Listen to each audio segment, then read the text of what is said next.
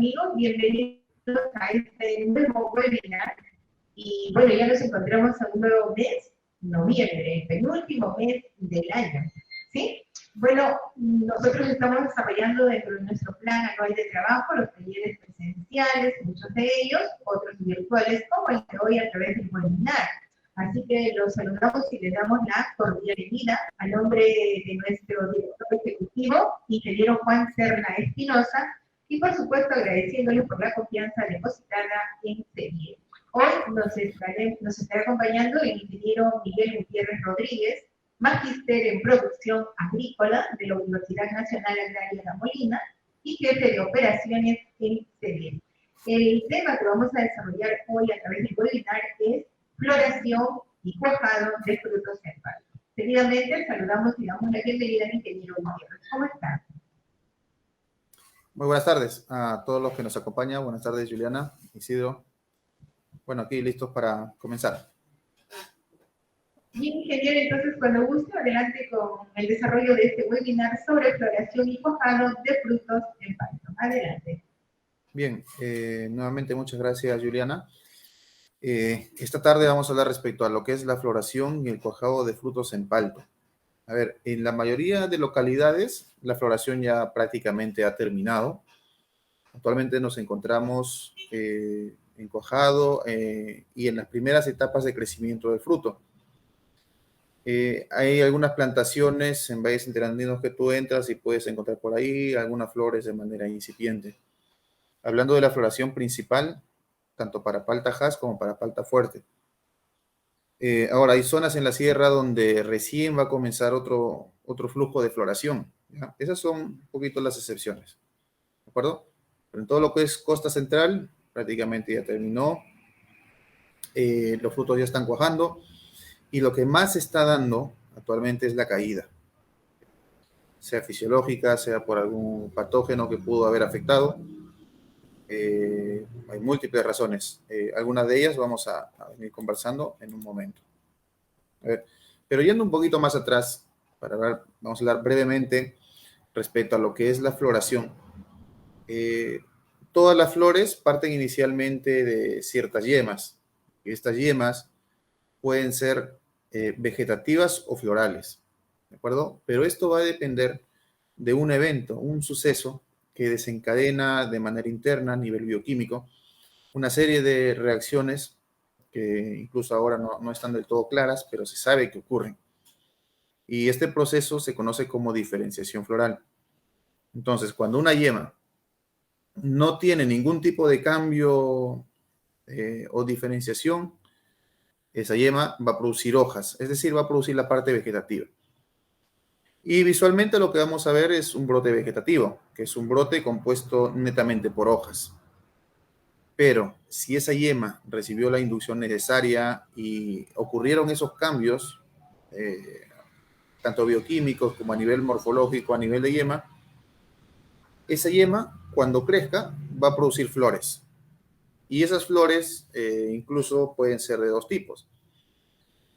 Hay yemas mixtas, que son aquellas que producen flores más hojas, es decir, flores más brote vegetativo.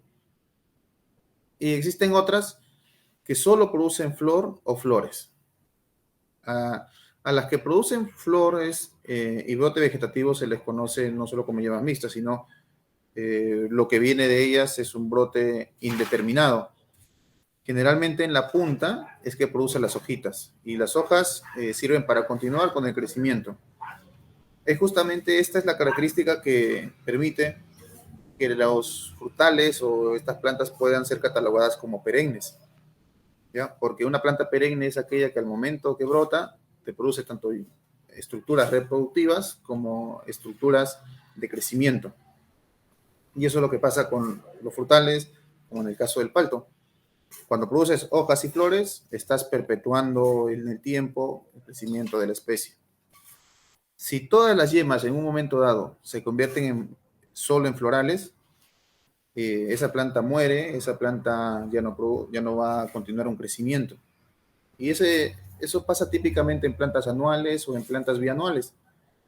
Llega un momento en el que todas sus yemas se vuelven florales, termina la reproducción y muere. acuerdo? Luego tenemos el caso en que esta yema floral va a producir solo flores, ¿ya? Inicialmente, aunque luego desde la base de estas comienzan a salir brotes vegetativos. Esa también es otra peculiaridad para el caso del palto, ¿ya? Estas panículas que salen solo con brotes, solo con flores, se conocen como flores o floración determinada, solo flores.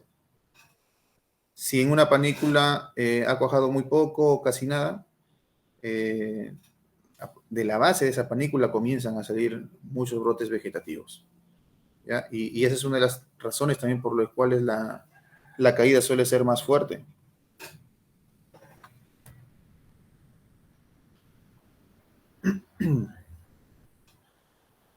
Entonces, les decía que las yemas tienen que pasar por un proceso conocido como diferenciación floral. Para fines de entender un poquito más esto,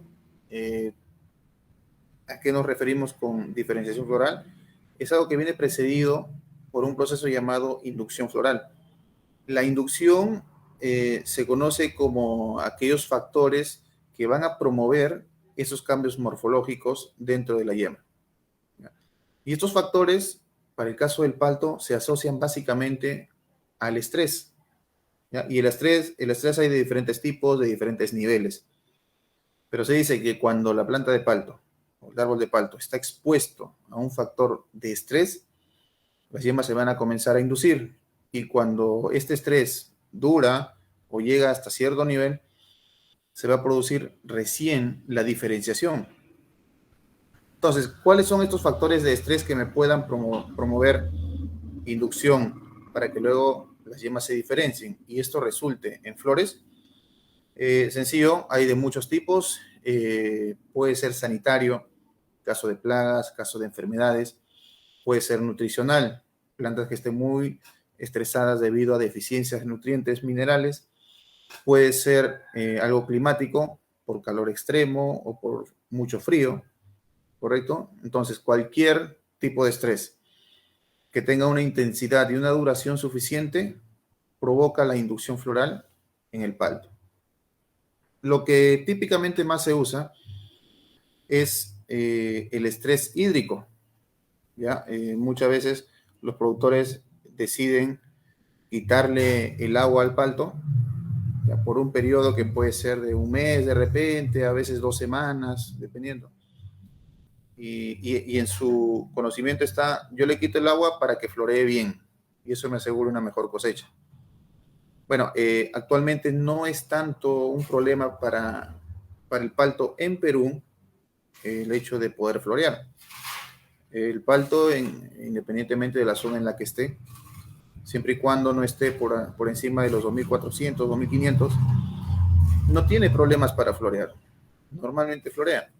El problema para el caso peruano es de que el amarre de la fruta es el que te las cobra todas. Un buen productor de palto es aquel que puede manejar y dominar justamente el tema del amarre de la fruta.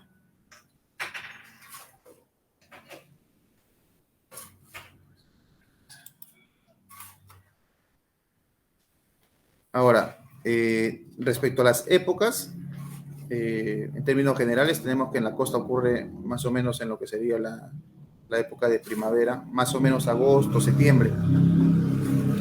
Sin embargo, en la sierra la floración se adelanta, ¿ya? Sale un poco antes, más o menos abril, mayo, y luego ocurre otra menos intensa.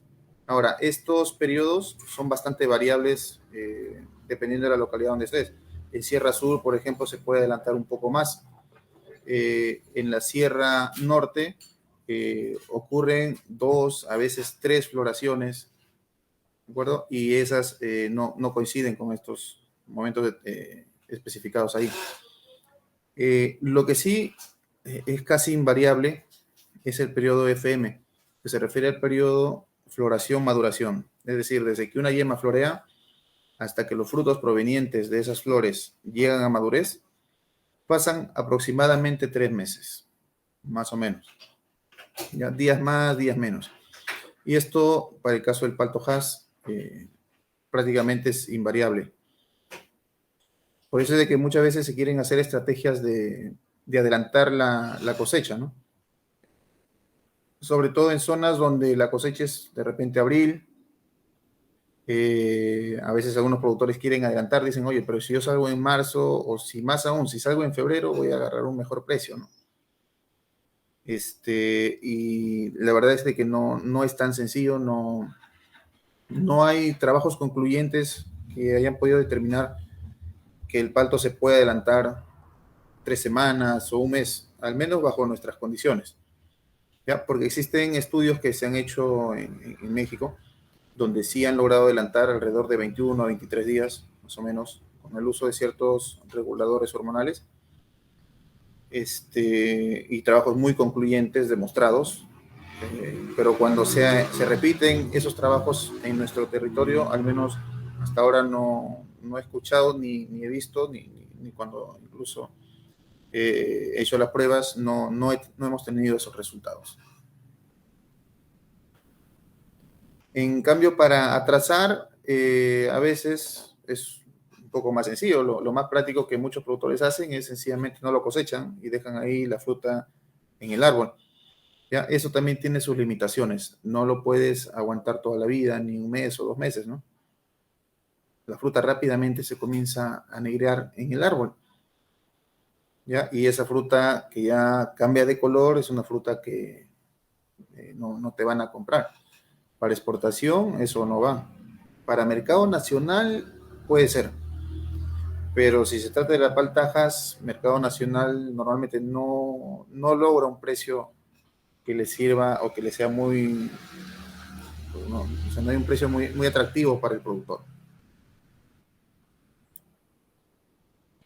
Ahora, las flores del palto son estructuralmente perfectas, son hermafroditas. Esto significa que tienen la parte femenina y la parte masculina. Ambas partes, masculina y femenina, son completamente funcionales, ¿ya? El detalle es de que no son funcionales de manera sincrónica. ¿A qué me refiero? A que primero está funcional la parte femenina y luego de un periodo de varias horas está funcional la parte masculina y la femenina dejó de ser funcional. Entonces, bajo este escenario, significaría que las flores de palto no podrían autopolinizarse, ¿ya? Tendrían serios problemas para hacerlo. A nivel de campo, se ha visto de que existe un pequeño porcentaje de frutos que se producen por la autopolinización. Existe, pero es un porcentaje bastante bajo. El palto es principalmente alógama y requiere polen de un donador para que se pueda dar la formación de frutos. Sea que estés produciendo un lote semillero, sea que sea una plantación comercial, o sea cual fuese el objetivo, el palto funciona bien con polinización cruzada. Ahora, esta característica de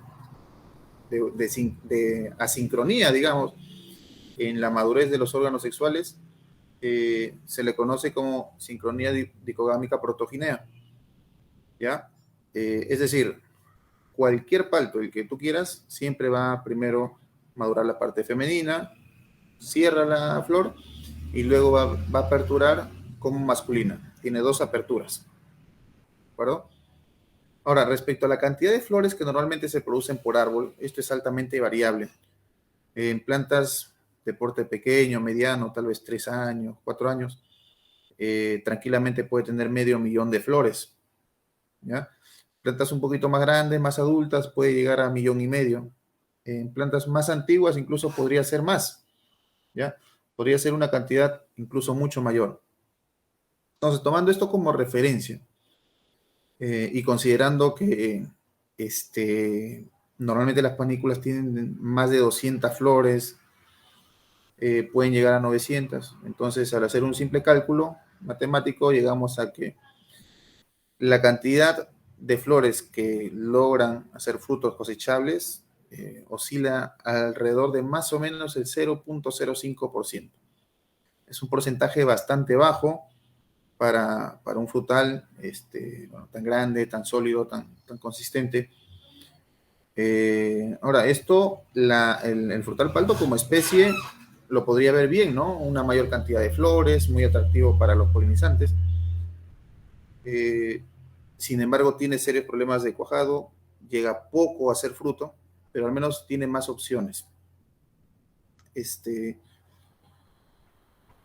Luego tenemos que estos frutos de palto tienen un tamaño relativamente pequeño, excepto el abocila, es este aguacate que es bastante grande, pero muy similar al Hass, que también está cobrando cierta fuerza, pero en general la fruta de palto es relativamente pequeña, tiene un tamaño de semilla bastante grande, entonces a nosotros como consumidores puede que no nos guste, qué bonito sería encontrar una palta de tamaño mediano, grande, tal vez de 200 gramos o 300 gramos, partirla y encontrar una semilla sumamente pequeña o de repente nada, ¿no?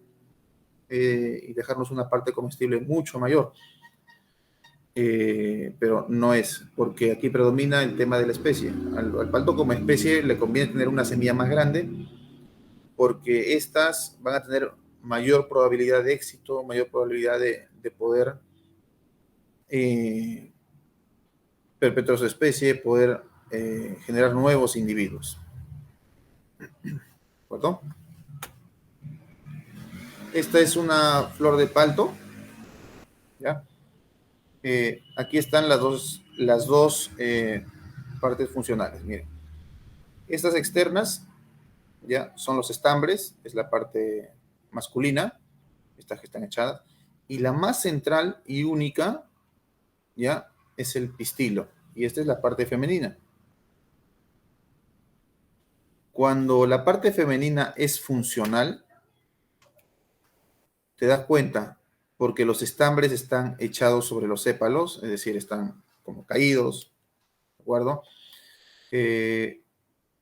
También están cerrados estas estructuras. Acá tiene dos orificios bivalvar. Están cerrados. Luego el pistilo se encuentra erguido, recto, y el estigma se encuentra incluso humedecido. ¿Ya? El estigma es la porción del pistilo, o sea, es como decir la puntita, ¿no? Es la parte más apical.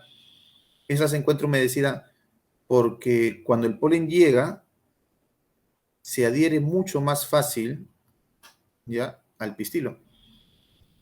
Hay situaciones en las que el clima no ayuda de mucho. De 18 a 24 grados es un clima ideal para que se pueda dar la polinización y el cuajado. Temperaturas fuera de estas pueden traer algunos problemas de polinización. O también cuando estás en zonas donde hay vientos muy fuertes.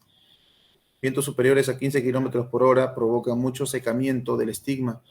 El estigma, al ser más seco, ya no va a permitir que fácilmente se adhiera el polen. Al ocurrir esto, pues naturalmente tu cuajado va a ser mucho menor, ¿de acuerdo? Entonces, si tú no has identificado que ese es tu problema y sencillamente produces palto y le das de todo, le des lo que le des, no va a funcionar apropiadamente.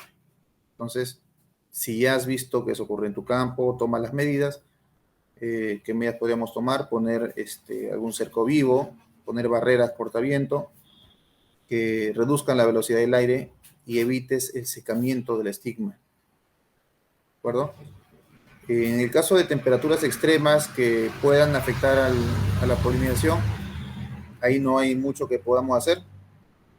Si estás en un frío extremo, podrías apelar a hacer unas estructuras del tipo invernaderos, pero no sé qué qué tan económico al final resulte ser esto.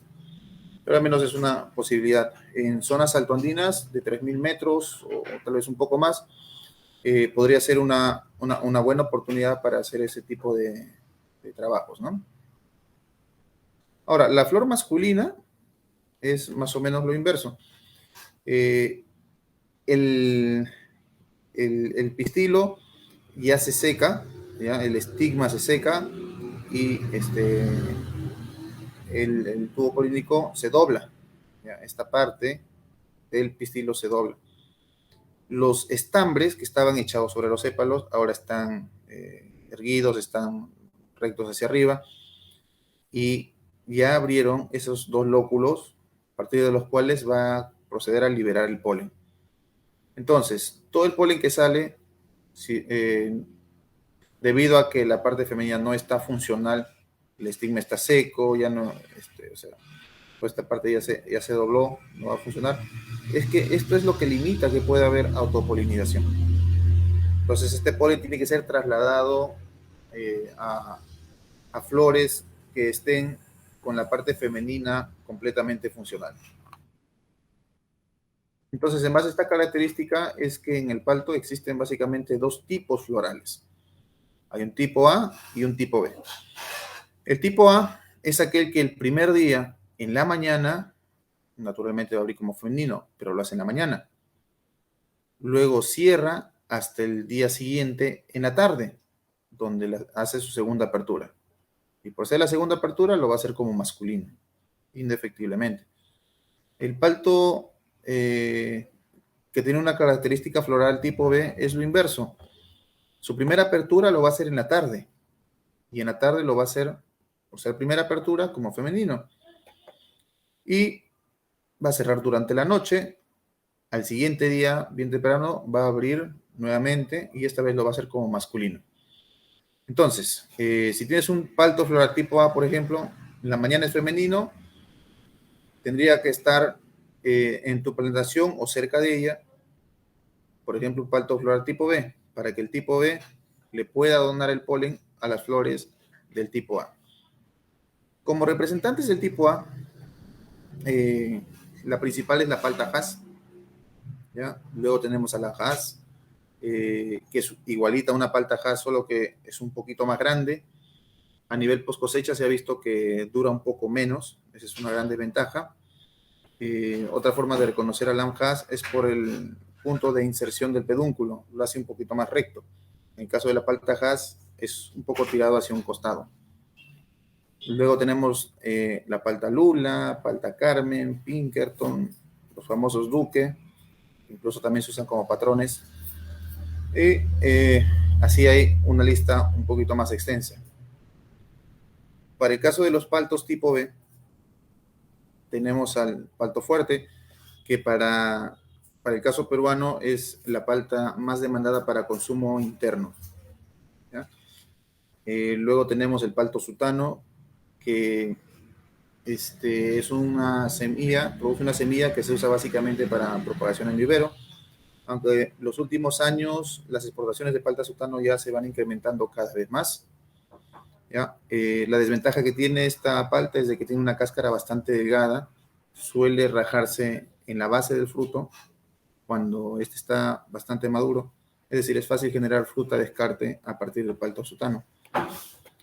También tenemos el bacon, el naval que es una fruta bastante redonda, una cáscara coriácea.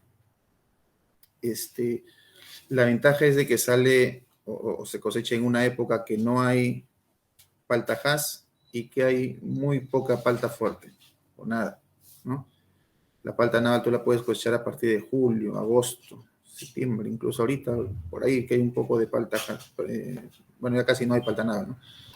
Pero en esos meses que no hay ni Hass ni fuerte predominantemente, podemos sacar la naval. Luego tenemos el Lettinger, que es considerado el mejor polinizante para la palta Hass, debido a que el periodo de floración del Lettinger es bastante similar al periodo de floración de la palta Hass, ¿ya? Y bueno, así muchos otros. Aquí, por ejemplo, tenemos 3 situaciones. Muchos productores, algunos investigadores consideran a la mosca como el mejor polinizante para el palto, pero lo cual es bastante discutible debido a que la desventaja con las moscas es que no son domesticadas, son muy versátiles, llegan donde quieren, bueno, luego se van, y también mantenerlas es complicado. Algunos para mantenerle en campo, por ejemplo, cuelgan pescados o cosas que sean de mal olor. Algunos rocean estiércol, ¿ya? en el campo. Esto también trae bastantes moscas. Bueno, su eficacia también es bastante cuestionada a nivel de campo. En el caso de las abejas, bueno, estas son introducidas del territorio europeo, pero son fáciles de domesticar, son muy manipulables y tienen una buena eficacia, ¿ya? En plantaciones adultas podemos poner a partir de 9, 10 colmenas a más, ¿ya? Por hectárea, para poder tener resultados bastante significativos, ¿ya? Entonces, existe una gran diferencia entre poner y no poner abejas. Actualmente hay una corriente en la cual más bien se está reduciendo el uso de abejas, ¿no? Yo conozco varias localidades en las que piden solo 2, 3 colmenas, e incluso también están reduciendo el número de plantas polinizantes. Hace varios años decían alrededor del 8 a 12% de árboles polinizantes en campo. Ahora solo hablan del 1 o 2%. ¿Ya? Lo mismo con el caso de las abejas, también cada vez dicen menos porque están viendo que la autopolinación puede ser de pronto un poco más exitosa, pero yendo a experiencias concretas y reales, hay una gran diferencia entre ponerlas y no. ¿Ya? Si a ti te funciona poniendo 0 polinizantes y 0 plantas polinizadoras, bien, ¿ya? Pero para la mayoría de casos es muy fácil de darse cuenta que funciona. Ahora, suponiendo de que estás en un territorio, en un campo sumamente alejado de cualquier otro, no tienes vecinos de palta, y de repente has instalado un campo de paltos y al 100% de plantas las has puesto, no sé, Hass, supongamos, ¿ya? Entonces, ¿qué hacemos ahí? Porque basarnos solo en autopolinización en un lote aislado vas a tener muy serios problemas. Y eso pasa con frecuencia, sobre todo en plantaciones que están entre valles interandinos, en parte de sierra. Una opción es aquí como en la imagen que les he puesto. Esto, por ejemplo, es en una localidad en Mala, donde el 100% de plantas son Hass, pero para cuestiones de ganar espacio, se escogieron algunas ramas en la planta, en la cual se puso un esqueje de una planta polinizadora, ¿ya? En este caso, se puso sutano, ¿ya? Palto sutano.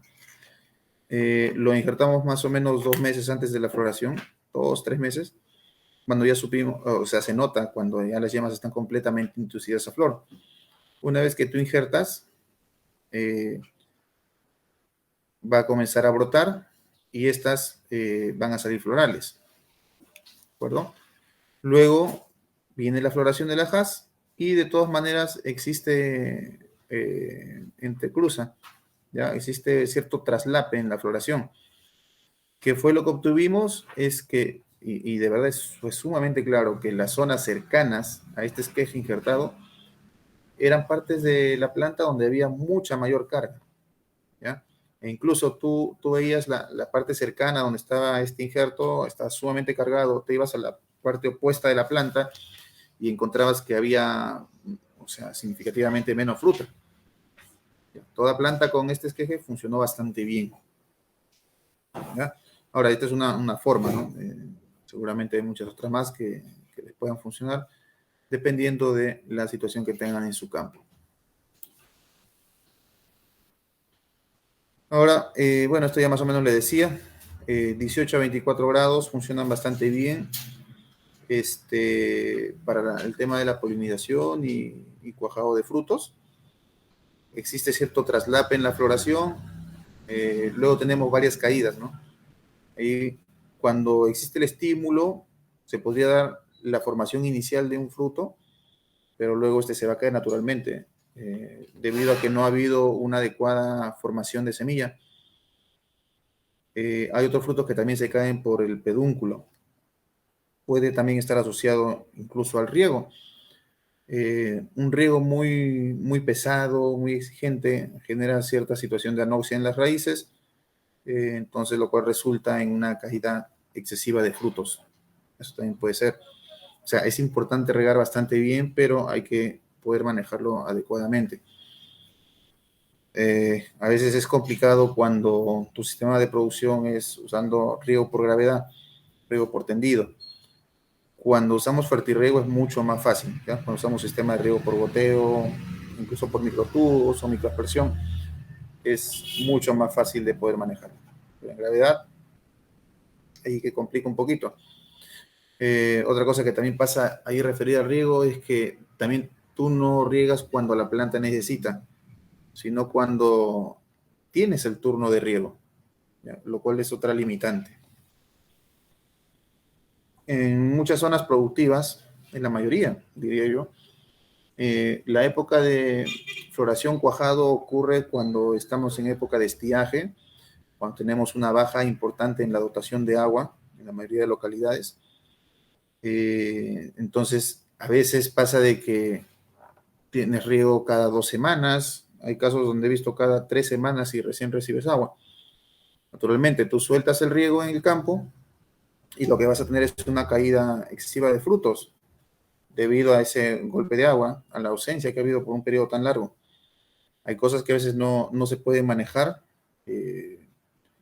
pero tenemos que saber acomodarnos. Por ejemplo, realizar todas las estrategias posibles previamente para que tengas una mayor cantidad de frutos cuajados. Ahí existe pues el uso de reguladores hormonales, el uso nutricional, ¿ya? Hasta el manejo agronómico. Hay ciertas prácticas que te van a permitir lograr una mayor cantidad de frutos. Entonces, cuando ya tengas que enfrentar esta situación, estos temas,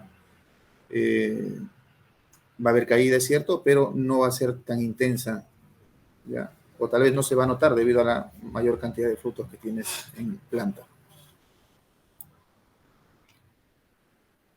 Esta es una situación bastante común, bastante recurrente que pasa en campo. Donde más veo esto es en zonas de valles interandinos, ¿ya? El fruto sencillamente se momifica y se comienza a secar, ¿ya? Y esto suele, en muchas plantaciones, que esto es bastante, ¿eh? Tranquilamente te puede bajar hasta la mitad de fruto, del total de frutos en crecimiento, ¿ya? Porque esto pasa en frutos en crecimiento. Esto está más asociado a un tema de presencia de ciertos hongos que han infectado previamente, y a medida que el fruto iba desarrollando, comenzaron a proliferar más y generaron esta situación de momificación de frutos. Tenemos otra situación. Espero que se note bien ahí en la imagen. Este es un fruto pequeño, un fruto cuajado. Es poco más de cabecita de fósforo. Hay campos donde en esta etapa se cae bastante, ¿ya? Esto veo principalmente en campos orgánicos, ¿ya? Pero cuando tú partes el fruto, encuentras que adentro estaba como podrido, lo encuentras negro, ¿ya? Entonces, probablemente la principal razón de caída haya sido porque no ha habido la adecuada formación de la semilla. Al no haber embrión, al no haber semilla, ese fruto no tiene un sustento hormonal para poder mantenerse en la planta, por lo cual la planta lo aborta.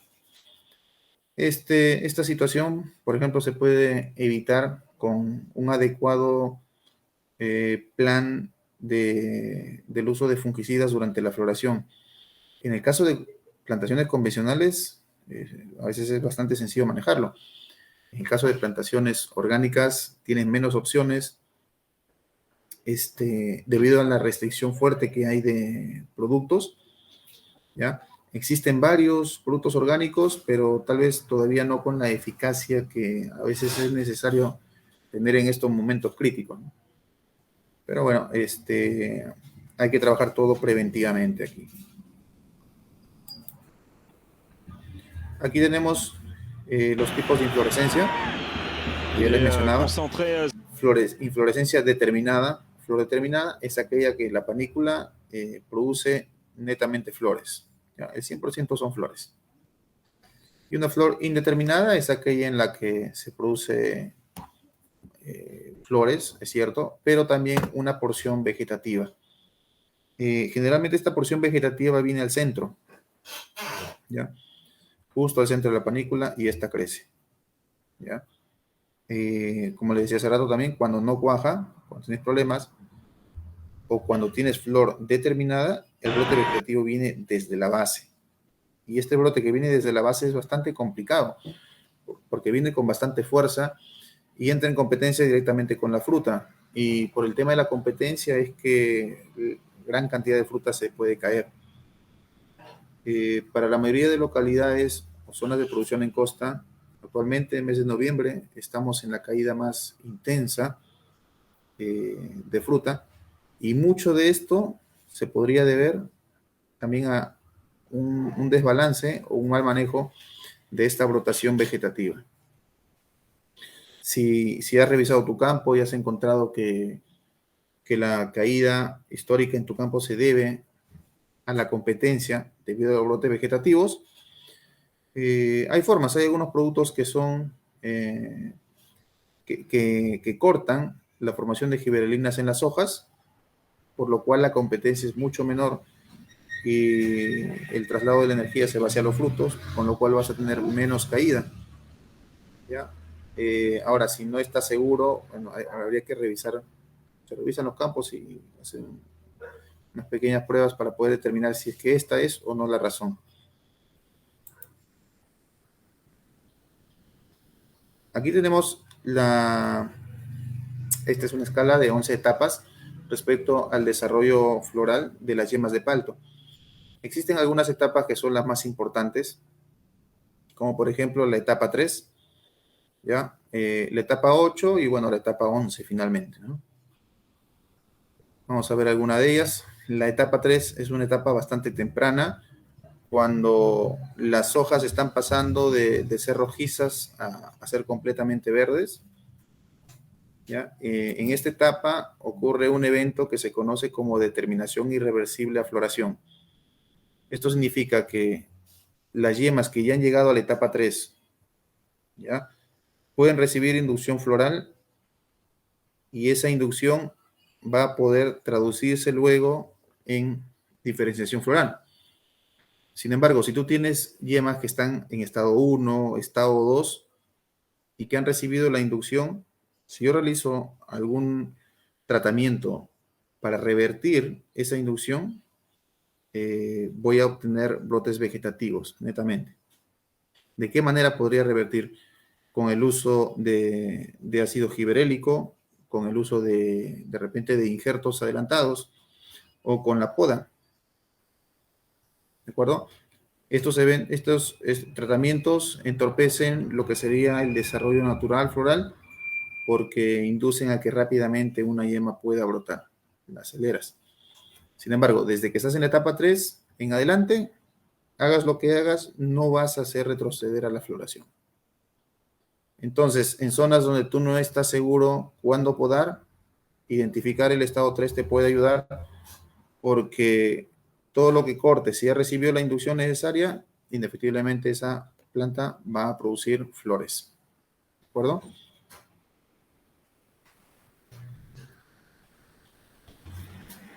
Entonces, además es importante señalar que en esta época, o a partir de esta época, ya se pueden realizar las podas, se puede comenzar con el uso de estimulantes de crecimiento, por ejemplo, los famosos aminoácidos, hay también promotores de arginina, precursores de poliaminas, todo esto para fortalecer el tema nutricional y la formación de las futuras flores. La otra etapa que es muy importante es la etapa 8. Esta es bastante conocida por el aspecto. Tiene los ejes terciarios elongados, pero aún unidos por su base. Ya se puede ver los órganos preformados de las flores.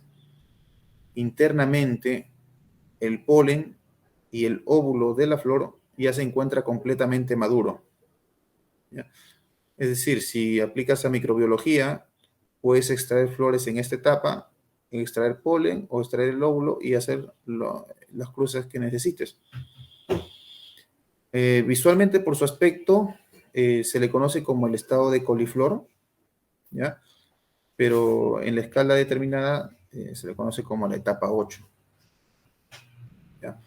Ahora, debido a que se encuentran completamente maduros, tanto el polen como el óvulo, es que esta es la etapa más importante en la cual podemos realizar aspersiones al follaje, del tipo, por ejemplo, nutricionales, hormonales. Cuando hablamos de nutricionales, me refiero básicamente al calcio boro foliar, ¿ya? Hay reguladores y hay productos que también eh, van a favorecer la multiplicación celular y el cuajado. Por ejemplo, el uso de citoquininas, tú ya podrías comenzar en esta época. El uso de algas, que también te ayuda bastante.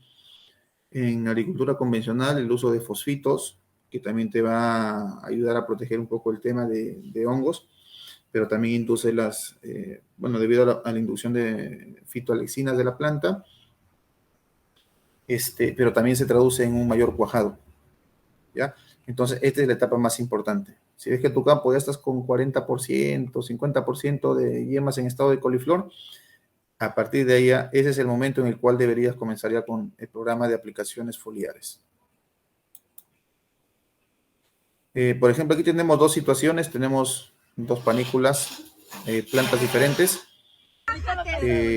La panícula bueno, en mi pantalla está en el lado izquierdo. Ha recibido, por ejemplo, el uso de citoquininas, de fosfitos y la nutrición calcio-borosín necesaria. Y a un nivel adecuado, puedes producir panículas bastante gruesas, muy, muy robustas. Estas panículas, por el mismo grosor que tienen la capacidad de jalar más metabolitos, más fotosintatos. Por ende, los frutos o las flores tienen mayor capacidad para formar frutos y que estos no se caigan. Y si no se caen, vas a tener una mejor producción. La panícula del lado derecho es una panícula normal, típica, completamente sana, pero por ser de un grosor más delgado, la capacidad que tiene para poder amarrar los frutos normalmente es menor, ¿ya? Siempre que se comparan tipos de panículas, se encuentra que estas, que son más gruesas, más engrosadas, logran mucho mejores resultados.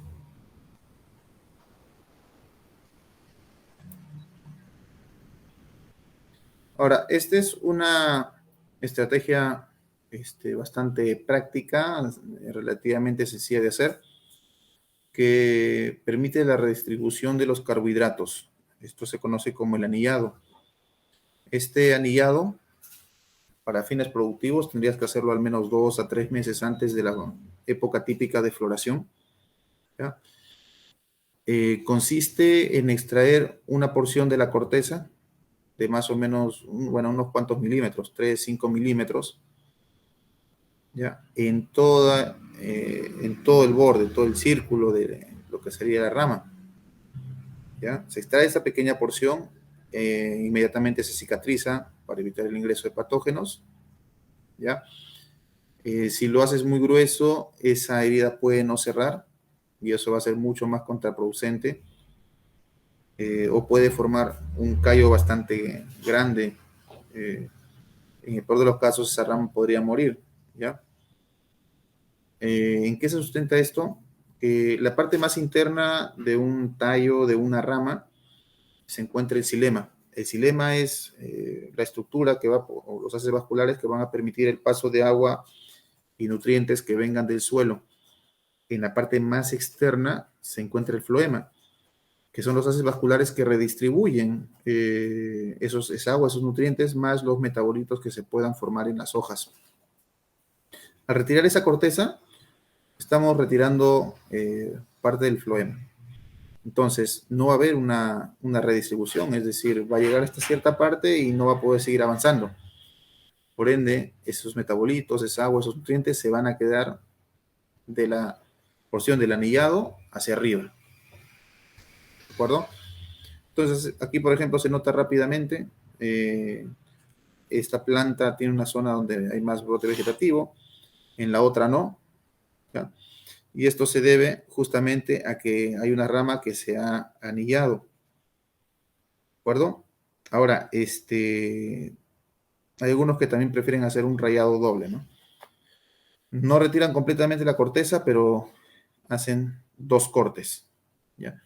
Esto podría funcionar, pero no es tan práctico, ¿ya? Lo que le va a funcionar más práctico es el anillado clásico. Este, Ahora, en plantaciones comerciales que usen el anillado como una estrategia de manejo permanente, sí hay, yo conozco varias, ¿ya? Y no solo en Perú, hay afuera también muchos campos que sí lo hacen. Si, por ejemplo, tu sistema de formación es en copa, no sé, con 3 o 4 brazos, cada año tú puedes hacer el anillado en uno de esos brazos. En el brazo 1 le haces el año 1, el brazo 2 el año 2, el brazo 3 el tercer año, y el cuarto año nuevamente harías el brazo 1, por ejemplo. Esa es una forma, ¿ya? De tal manera que no desgastas a la planta, porque si tú hicieras anillado todos los años en la misma rama, sencillamente esa rama va a colapsar. ¿Ya? Eso no es sostenible.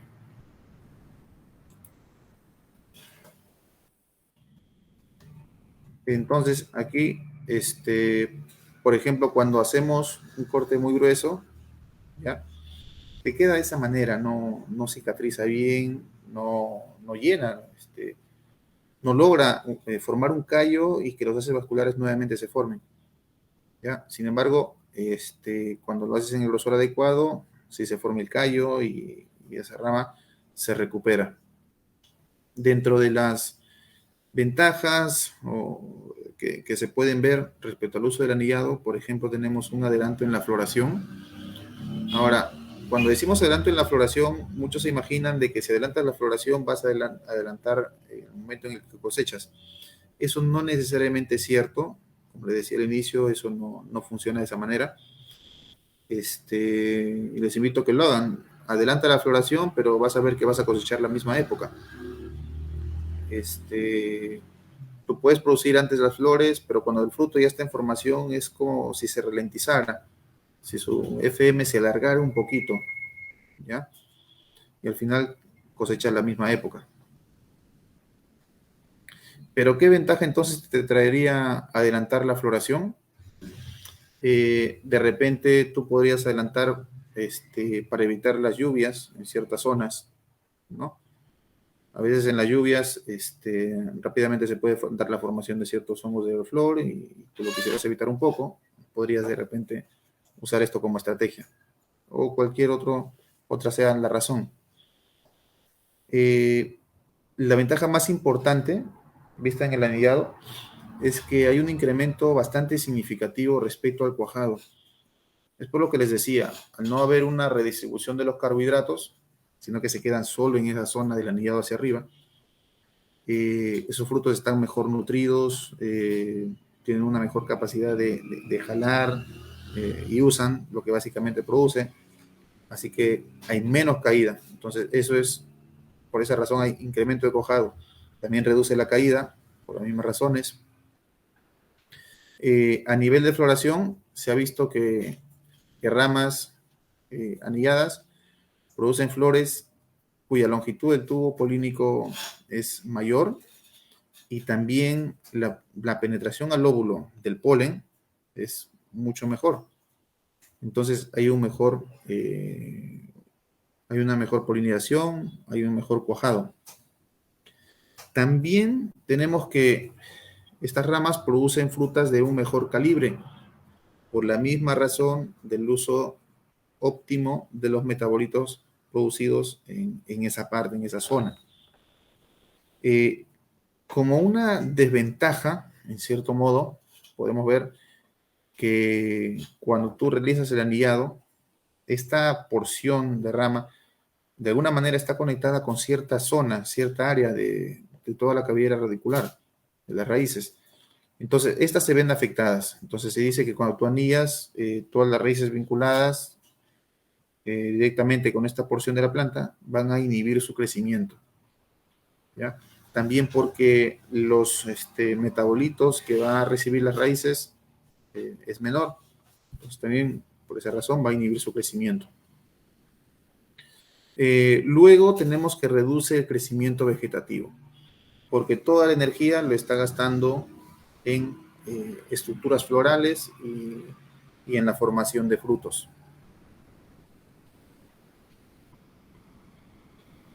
Entonces aquí hablamos de la capacidad zinc, por ejemplo. Haciendo ensayos también tú puedes llegar que con el uso de ciertos reguladores puedes lograr un mejor tamaño, ¿ya? El regulador más asociado al tamaño tanto de flores como de frutos son las citoquininas, debido a que las citoquininas promueven la multiplicación celular desde estadios bastante tempranos. Por ejemplo, tú puedes usar citoquininas desde el estado de coliflor e incluso hasta poco después del cuajado, ¿ya? Se dice que la época, el periodo de mayor multiplicación celular en el palto ocurre en los 100 primeros días desde formadas las flores. Entonces, bueno, tienes casi 3 meses, ¿ya? Luego de eso, el fruto va a poder seguir con la multiplicación celular, pero lo va a hacer a una tasa bastante baja, ¿ya? Y a aplicaciones exógenas de citoquininas no hay una reacción positiva o significativa que se pueda ahí verificar. Ahora, es mejor que tú le des esas citoquininas al inicio, porque sí vas a tener un resultado visual, real, comprobable, ¿ya? A que pienses de que de repente cerca cosecha con aplicaciones de calcio y potasio vas a lograr un mejor calibre. Ahí también hay que aclarar un poquito eso, porque muchos productores piensan que echándole bastante potasio hacia el final vas a lograr frutos de mayor tamaño, pero eso no es necesariamente cierto, comprobable, no se ha visto. En etapas iniciales con el uso de citoquinas sí es completamente demostrable y funcional. Algo que pasa bastante en la sierra, en muchas zonas de sierra, es esto, ¿no? Esta es una planta típica, es una planta tipo. Si miramos bien, tenemos frutos bastante pequeños, frutos recién cuajados, tenemos frutos en crecimiento, ya mira, frutos tamaño de canica, un poquito más. Tenemos frutos en desarrollo, mira, frutos ya con cerca a su tamaño final. Y también tenemos algunos frutos que incluso están para cosecha, ¿ya? Esto es algo que pasa bastante en sierra, debido a que en estas zonas donde se da esta situación, existen varios flujos de crecimiento al año. En la mayoría de lugares de costa tienen más o menos 1.2, 1.5 flujos de crecimiento al año. Esto significa que en primavera pueden brotar el 100% de las yemas o lo que estaba dispuesto a brotar, y luego en verano de repente el 20% de las yemas brota o hasta el 50%, es decir, no todas. Hay otros lugares en valles interandinos donde tienes claramente dos flujos de crecimiento, ¿ya? Una yema crece durante un periodo, luego de unos meses vuelve a crecer completamente. Entonces, tú te puedes dar cuenta también porque en estas zonas rápidamente armas planta, ¿ya? Rápidamente logras que un palto de 2, 3 años pues ya tengas un árbol. Ahora, hay otras zonas también donde hay 3 flujos de crecimiento. Esta imagen es de una zona donde hay 3 flujos de crecimiento y obtienes eso, obtienes producción escalonada. ¿Ya? Aquí tiene que haber un intenso manejo principalmente nutricional, ¿ya? Por un lado, porque tienes que balancear lo que es para floración, lo que es para frutos en crecimiento y para frutos cerca cosecha. Normalmente el tipo de nutrición en cada una de estas etapas es diferente, ¿ya? Pero aquí tienes que hacer un paquete un poquito más específico. Y por otro lado tenemos las complicaciones que se pueden generar durante la cosecha, porque bastante pasa que en estas zonas tú entras a cosechar y te puedes confundir fácilmente, o el operario se puede confundir al momento de sacar un fruto listo para cosecha y confundirse con un fruto que todavía le falta materia seca. ¿De acuerdo? Entiéndase materia seca como el principal indicador de madurez para el caso de la palta. ¿ya? Estrictamente lo que determina la madurez en la palta es el contenido de aceites, ¿ya? El cual debe estar a partir de 10, ¿ya? 10%. Sin embargo, calcular el contenido de aceite en un fruto no es sencillo. Hay que enviar esa fruta al laboratorio y es un proceso un poquito largo y también costoso. Sin embargo, se ha determinado que esa misma fruta, cuando tú analizas la materia seca, existe una correlación directa, ya con un nivel de fiabilidad bastante alto, en la mayoría de los casos superior al 90%, del nivel de correlación de materia seca con el de aceites, lo cual es la madurez. SENASA ha establecido que a partir de 21.5% de materia seca de un fruto, se dice que ya está listo para cosecha, ¿ya? Muchas empresas toman como referente al 22%, que también es para asegurarse, ¿no? Si tú vas al 21.5, o sea, de todas maneras hay un margen, ¿no? Dice 21.5 y ¿por qué no 21, no? O sea, para nadie mejor 22 y aseguras. Mejor es enviar fruta un poquito más madura a enviarla verde. Cuando tú la sacas con menos de 21 o la puedes sacar, no sé, con 20 de materia seca, esa fruta no madura bien, ¿ya? Y si la exportas, esa es una fruta que te va a tener muchos problemas. Vas a tener quejas y sobre todo se va a manchar un poco la imagen de los exportadores peruanos. Y eso es algo que no queremos, naturalmente. Yo me acuerdo que hace ya varios años el nivel de materia seca era bajo. Recuerdo que podían, o sea, las empresas cosechaban con 18, 19% de materia seca, decían, ya está listo, ya, cosecha. Actualmente no, actualmente ya está regulado por SENASA, al menos 21.5 para que eso pueda funcionar. ¿Sí? Entonces tenemos esas dos situaciones. Entonces, las complicaciones nutricionales que puedan haber, más las complicaciones en cosecha. El personal tiene que estar adecuadamente capacitado para cosechar. En otras localidades, tú fácilmente le dices al cosechador, oye, sácame, no sé, 170 gramos a más.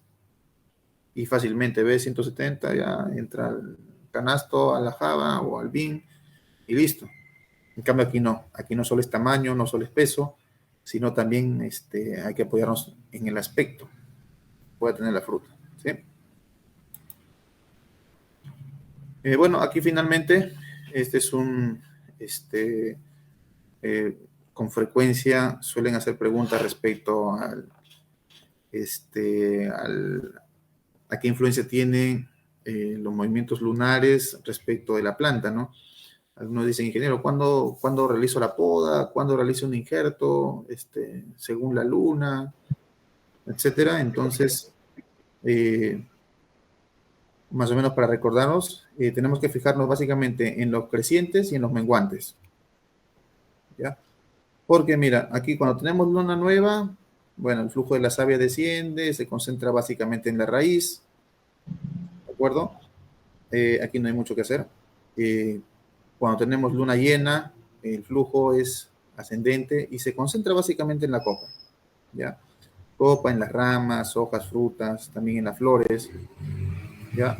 Sin embargo, por ejemplo, en la creciente, el flujo de la savia comienza a ascender, ¿ya? Es fácilmente encontrarlo en los haces vasculares, ¿ya? Y se va a concentrar en los tallos y las ramas, es decir, se concentra, se acumula. ¿Qué significa? Que de repente en un cuarto creciente sería el mejor momento para que tú puedas injertar. Debido a que el flujo de savia es ascendente, rápidamente puede mejorar las conexiones de los haces vasculares, nutrir a la yema y que ésta pueda crecer. ¿De acuerdo? En el cuarto menguante pasa lo opuesto, porque aquí tenemos que el flujo de la savia comienza a descender y se va a concentrar en los tallos, ramas, ¿no? Pero ya de la parte inferior.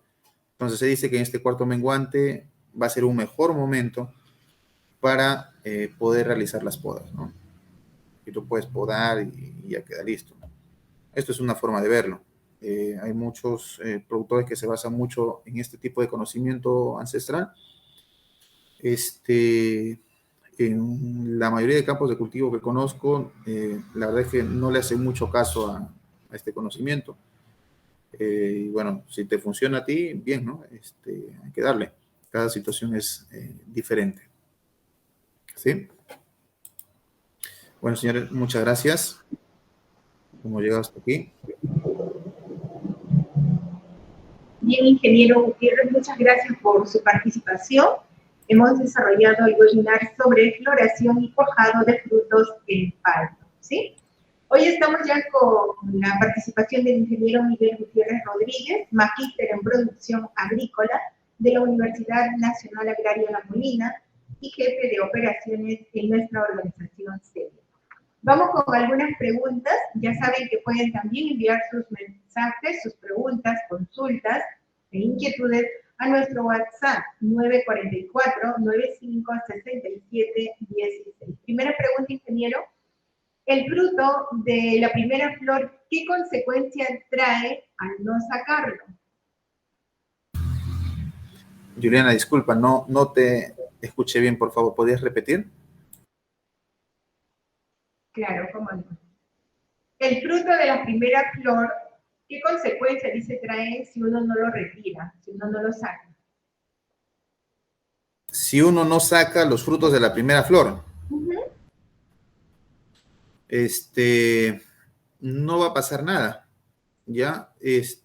Los frutos de la primera floración, flor adelantada, o algunos le llaman flor loca, de repente, pueden estar en la planta, la mayoría se va a caer naturalmente, eso es normal, y luego va a seguir su crecimiento y pues va a llegar a cosecha, ¿no?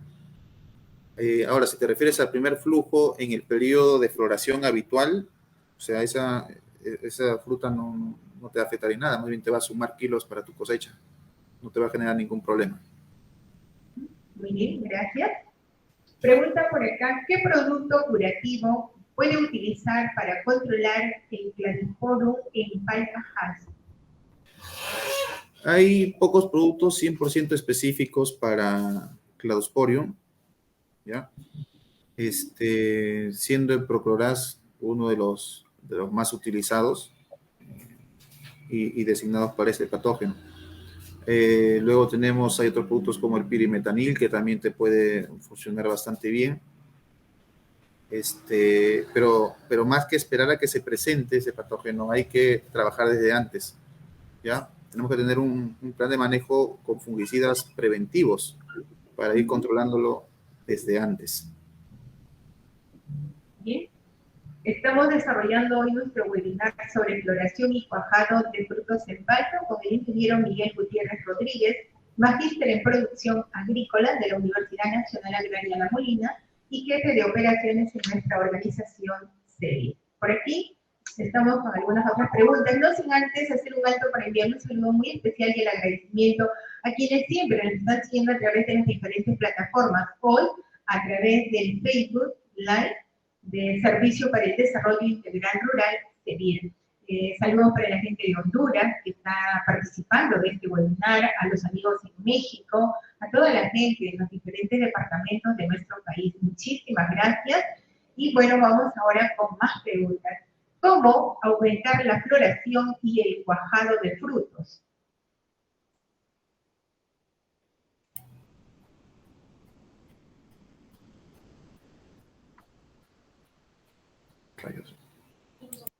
¿Escuchó?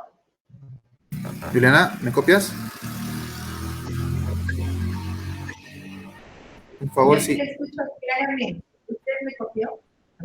Voy a repetir la pregunta, ingeniero. ¿Cómo aumentar la floración y el cuajado de frutos? ¿Cómo aumentar la floración y el cuajado de frutos? Ya. La floración, o sea, les mencioné al principio, no es un problema la cantidad de flores que tengamos en el palto en la mayoría de localidades que conozco, que he visto. O sea, no he escuchado que nadie me diga tengo problemas que mi palto no florea. Eso es raro, es atípico.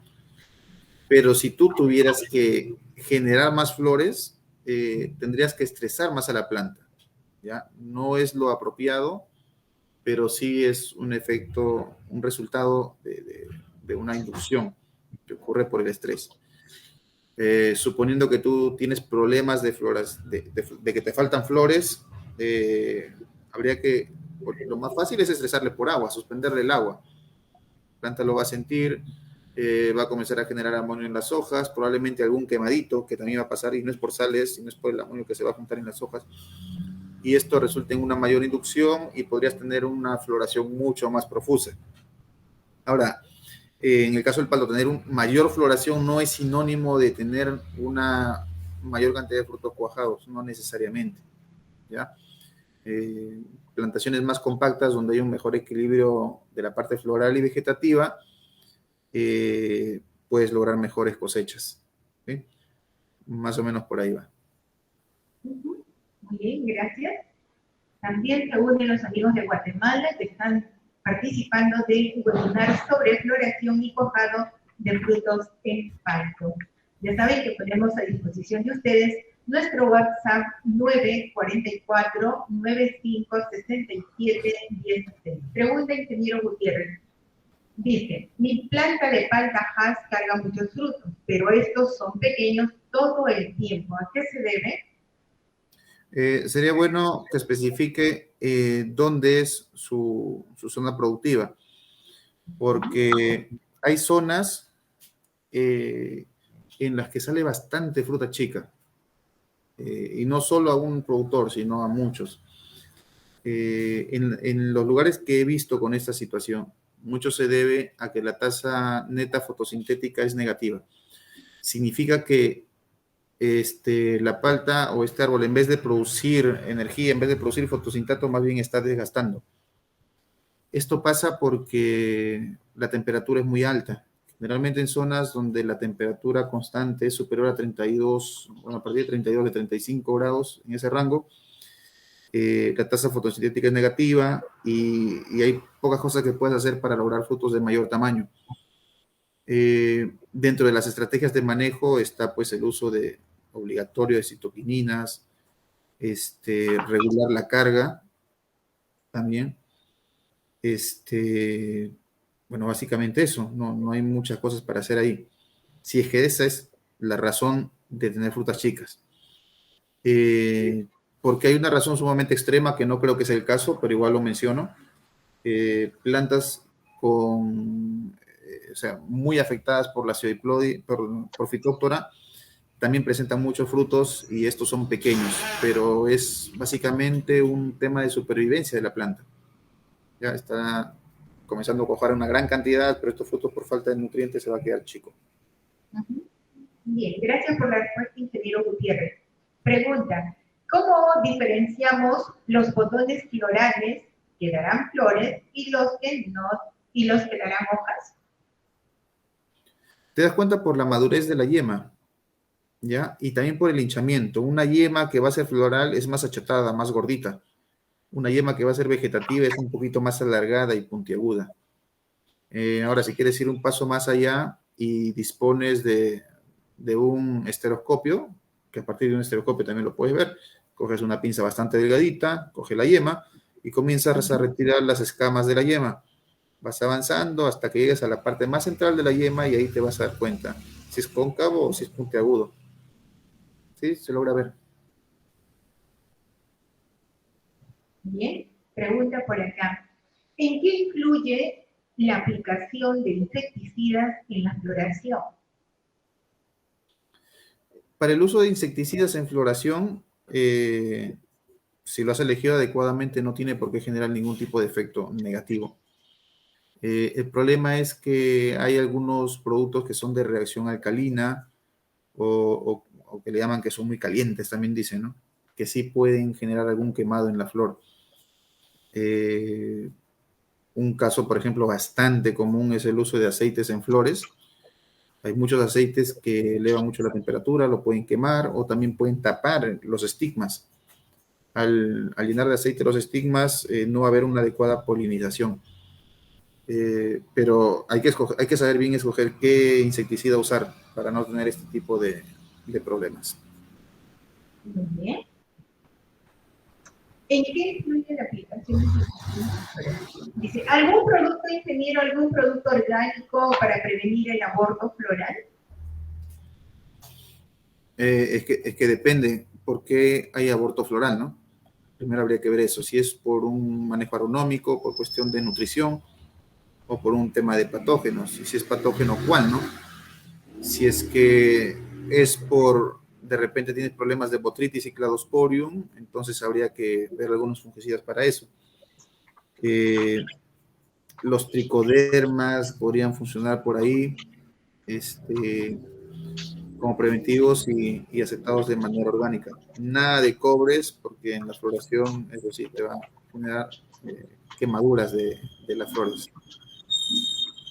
Luego, hay una serie de fungicidas que sí están permitidos, ¿ya? Si tú estás en producción orgánica, te invitaría a que busques en el explorador de internet. Ahí tú puedes descargar fácilmente la lista de productos orgánicos de algunas agencias. Por ejemplo, te puedes descargar fácilmente la lista de productos de Control Union, que está en su página web. De ahí vas a tener toda la lista de productos orgánicos certificados. Ingeniero Gutiérrez, ¿qué fungicidas preventivos para la pudrición del pedúnculo podemos aplicar y que este no afecte la floración? Lo mismo, misma respuesta. Ahí tenemos una cantidad bastante grande de esos productos, enfocados principalmente en la soyepilolía. Lo que pasa es de que los productos orgánicos recomendados para este control son básicamente microorganismos. Y los microorganismos no son selectivos, generalmente son de amplio espectro. Entonces, si te controla botritis, te va a controlar Cladosporium y te podría controlar posición peduncular. Es de amplio espectro, básicamente se repiten para el caso de producción orgánica. Muy bien, gracias por la respuesta. ¿En qué momento es recomendable hacer el anillado, ingeniero? Más o menos 2 a 3 meses antes de la floración. Más o menos. Ok. Otra pregunta. ¿Qué aminoácidos recomienda en etapa de desarrollo de fruto? Aminoácidos en la etapa de desarrollo de frutos. ¿Correcto? Bueno, no es hacer marketing. Yo suelo usar un producto Naturamin Plus que me funciona bastante bien. Hay muchos otros. Cuestión de acercarse a la casa comercial. Lo que sí te recomendaría es de que siempre busques productos recomendados. A veces pasa que hay muchos productos que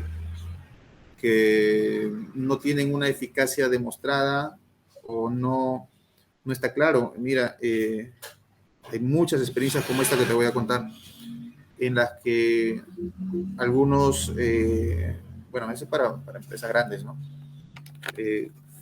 Agarran toda una lista de productos de mercado, por ejemplo, toda una lista de aminoácidos, y los mandan lo hemos mandado a analizar en más de una ocasión.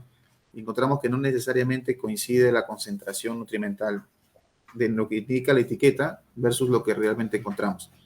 Sin embargo, en los productos que vienen ya con más historia, con más, como decir, de marca, por así decirlo, estos suelen tener mejor efecto, no porque sea mejor químicamente el producto, sino que viene la concentración necesaria. ¿Ya? Eso tendrías que verificar. Bien. Agradecemos a todas las personas que están participando hoy con nosotros, se unen también los amigos de Argentina, a esta hora participando también del webinar que desarrolla nuestra organización CEDIR dentro de nuestro plan anual de trabajo. Y el tema, floración y cuajado de frutos en palto, con el ingeniero Miguel Ángel Gutiérrez Rodríguez, magíster en producción agrícola de la Universidad Nacional Agraria La Molina y jefe de operaciones en nuestra organización CEDIR. Segunda pregunta, siguiente pregunta. ¿El uso de reguladores de crecimiento puede afectar la calidad de flores? No, para nada, al menos no negativamente, siempre y cuando mantengas la dosis. Bueno, en ensayos que a veces hago, me ha pasado que cuando la dosis es alta, genera deformaciones en las flores y sale como si tuvieran muchos carpelos, salen como si fueran uñas. generalmente sale ese tipo de deformaciones con el uso de reguladores de crecimiento en floración. No olvidemos que la diferencia entre una medicina y un veneno es sencillamente la dosis.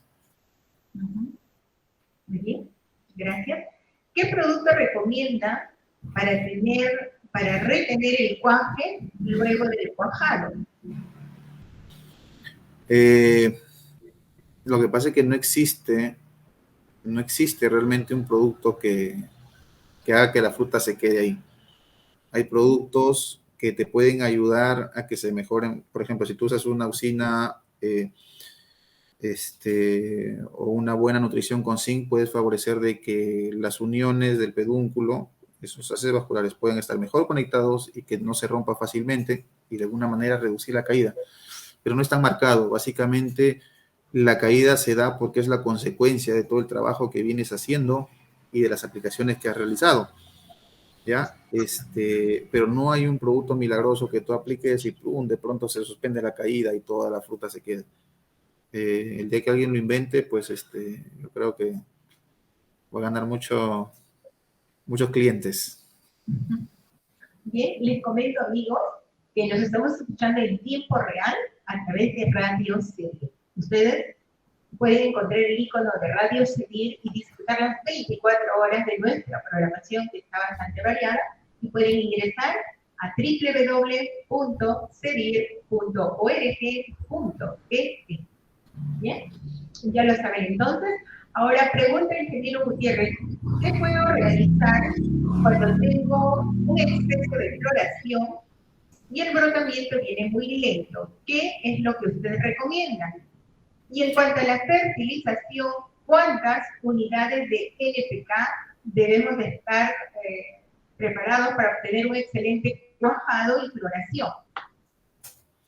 Ya, cuando tienes un exceso de floración, generalmente esto se da porque tu planta está viniendo muy estresada, ¿ya? Y esto, pues, tendríamos que conversar cuál es el histórico en tu campo. A veces pasa incluso, sin ir muy lejos, plantaciones que alternan mucho son plantaciones también que muestran esos ciclos. Plantaciones que tienen pocas hojas también dan el aspecto de que tienen exceso de flores. Llegar con pocas hojas también es un síntoma de que hay algo que no está caminando bien. ¿Qué hacer en esta situación? Bueno, es un trabajo agronómico de, no te podría decir ahorita haz esto y funciona y lo vas a solucionar. Hay que visitar el campo, hay que ver primero cuál pudo haber sido la causa y luego qué estrategias, porque no es una sola, hay que ver varias estrategias para implementar y tomar esas medidas. Respecto a al número de unidades de NPK, es también muy similar porque mucho depende de la nutrición del tamaño, la edad y la complexión que tiene la planta para poder recibir las unidades de NPK. Y también varía por localidad. Mira, hay zonas donde en floración yo le puedo dar hasta 6 unidades, 10 unidades de nitrógeno en floración, ¿ya? Por semana y no pasa nada. ¿Ya? Hay otras localidades donde, viendo el campo, yo le bajo incluso a cero la nutrición por semana de nitrógeno, por algunas semanas, no todo, algunas. Por eso digo, es bien relativo, hay que ver no solo la localidad, hay que ver bien el campo, cómo va, cuáles son los flujos de crecimiento vegetativo que se dan, en qué momento, y ahí ir haciendo los ajustes. Ahora, más que el fósforo y el potasio, el principal riesgo en floración es la nutrición con nitrógeno. Eso lo determina todo. Hablando a nivel de miliequivalentes, normalmente manejamos entre 3 a 5 miliequivalentes de nitrógeno durante la floración. Ahora ese es un rango, ¿no? Si tú vas más allá de eso y fácilmente se ve la caída de flores, cuajados, así, apenas es brutal. Se nota la gran diferencia. Entonces, bueno, hay que hacer toda esa evaluación para poder responder a tu pregunta. Bueno, no sé cómo te llames. Bien, gracias por la respuesta. Siguiente pregunta. En la costa norte, comenta, le he quitado los frutos y flores de mi cultivo de 2 años, por estar en recuperación luego de un largo estrés hídrico. Pregunta, ¿recomienda usted aplicar ácido gibberellico o qué otros productos pueden ser?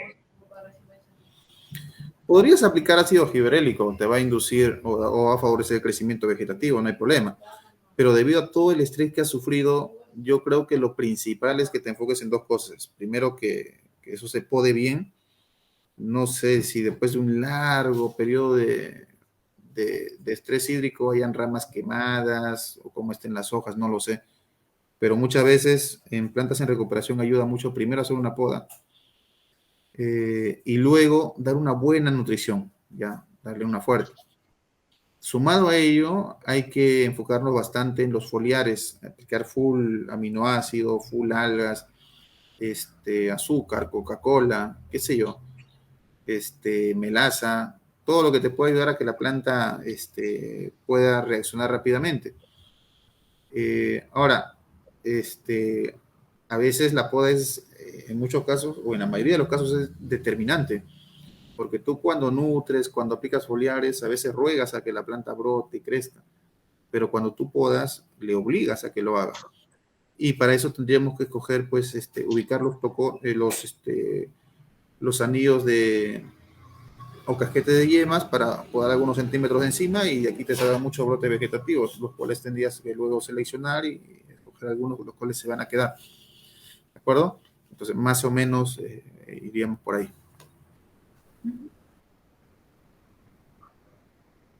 Gracias por la respuesta del ingeniero Gutiérrez, quien hoy está desarrollando este webinar sobre floración y cuajado de frutos en palto. Siguiente pregunta. ¿Me recomendaría usted sembrar paltajas en 222 metros sobre el nivel del mar en la selva? Primera pregunta.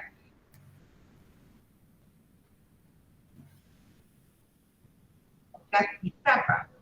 Llueve todo el tiempo, no se requiere regar, es buena tierra.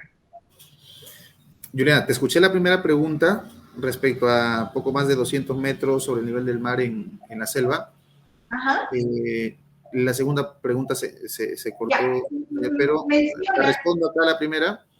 Perfecto. Mira, en selva hay que ver bien en qué localidad está, porque en lugares donde hace demasiado calor podrías tener algunos problemas de diferenciación floral para el caso de la paltajás. Hay paltos que lo toleran mucho mejor, que son generalmente los criollos o algunas especies puede ser algún antillano, qué sé yo. Son estas paltas generalmente grandes que suelen tener una pulpa bastante aguachenta, por así decirlo, ¿no? Aunque suene feo, pero es así, es mucho más suave. Estos funcionan en selva, pero para el caso de paltajas hay que ver bien cómo está el régimen ahí de temperaturas. Sí, me decías la segunda pregunta, Juliana, disculpa. Estaba mencionando justamente que está ubicado en la región San Martín, en la provincia de Picota, distrito Castizapa. Dice, llueve todo el tiempo y no se requiere regar en buena tierra. ¿Ahí es recomendable? Llueve todo el tiempo, terreno arcilloso, altas temperaturas, de pronto no sería muy recomendable una palta, a priori. Y habría que ver bien, visitar también cómo va el tema de la localidad. Una forma de poder ser decisivos es, bueno, pon una palta, ¿no? Y ve si funciona. En zonas nuevas a veces no tenemos otra opción. Pero al menos por el régimen climático que mencionas, podría sí tener muy serios problemas. ¿Ya? Lo que pasa es que el palto es bastante sensible en muchos aspectos. Zonas de alta precipitación a veces no va bien. ¿Ya? Recuerda que el palto es bastante sensible a la pudrición radicular. Terrenos arcillosos, terrenos pesados, y encima con lluvias constantes, rápidamente va a ahogar esas raíces y podría no prosperar. Pero en todo caso, si todavía quedan dudas, siempre un palto y hay que ver cómo crece, ¿no? Bueno. ¿Cómo lograr una mayor flor indeterminada? Una planta vigorosa, una planta bien nutrida, genera brotes silépticos que son bastante productivos y también podría resultar en una mayor cantidad de brotes indeterminados. Ahora, esto también es relativamente cierto debido a que la cantidad de brotes indeterminados que puede haber en una planta está bastante relacionada también a su edad, ¿ya? Es decir, acá el efecto es múltiple. Bien, vamos por acá con otra pregunta. Hoy estamos desarrollando el webinar Floración y Cuajado de Frutos en Palto. Pregunta el ingeniero Gutiérrez. ¿Los aceites para usar como pegantes pueden ser derivados vegetativos? Los aceites para usar como pegantes. ¿Se refiere para trampas pegantes? No sé si menciona algo más. O se refiere a los adherentes que se usan en las preparaciones químicas, no lo sé. Bueno, si se refiere a los pegantes, bueno, hay muchas opciones ya en el mercado que fácilmente tú puedes comprar y utilizar, ¿no? Pero aceites como adherentes de repente o una fumigación, no. Yo creo que no va por ahí. Bien, gracias. ¿Qué importancia tiene la aplicación de ácido fiberélico respecto al rendimiento en plantaciones de palta Hass y palto fuerte? Palta Hass y fuerte. Ajá. Ya. Ahí tenemos que tomarlo bien con pinzas. El ácido fiberélico lo que te puede hacer en crecimiento de frutos es enlogar los frutos, hidratarlos más y poder lograr un mejor peso final. En época de floración ten bastante cuidado porque recuerda que vas a promover el crecimiento vegetativo y va a entrar en competencia con los frutos, lo cual podría generar algún tipo de contingencia. Pero su uso apropiado sí se ha visto que tiene efectos bastante positivos. Por eso, si en tu plantación tienes problemas de competencia vegetativa con frutos, no te conviene. Pero si estás en una zona de producción y sabes que en tu campo no hay esos problemas de competencia o es mínimo, debido de repente a que tienes varios flujos de crecimiento, qué sé yo, su uso sí te va a ayudar bastante. Bien. Continuamos con más preguntas, agradeciendo también a quienes se están comunicando a través de WhatsApp 944-95-67-16.